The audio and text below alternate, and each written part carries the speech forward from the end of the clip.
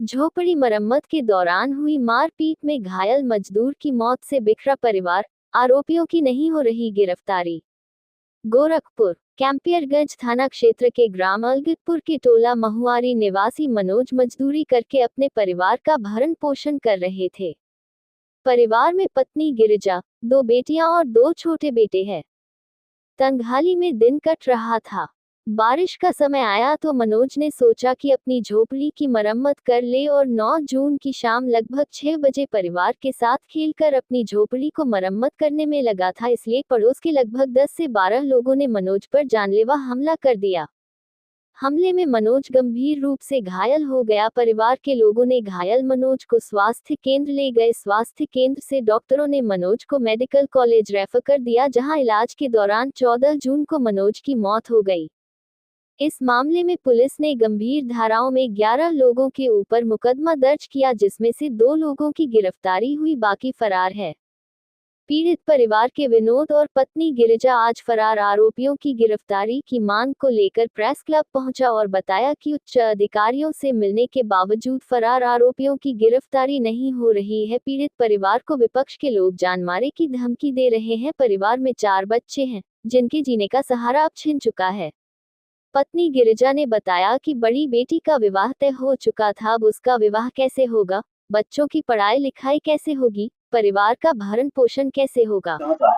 मेरा नाम अनिल कुमार है, ग्राम सभा अलगतपुर, टोला महुआरी, कैंपियरगंज थाना है सर। क्या मामला है सर? हमारे चाचा झोपड़ी था, उस पे टप्पल डाल रहे थे। तब तक रामायण के खानदान सब लोग, लेडीज और जेंट्स सब लोग आए हमारे।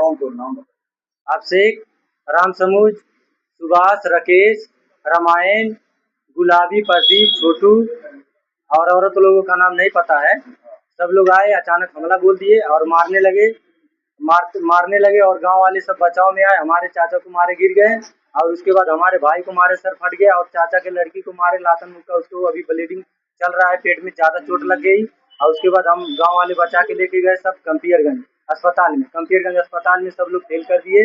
मेडिकल कॉलेज आए, मेडिकल कॉलेज में आए 14 तारीख को हमारे चाचा को देहांत हो गया, सर पे ज्यादा गंभीर चोट लगने की वजह से।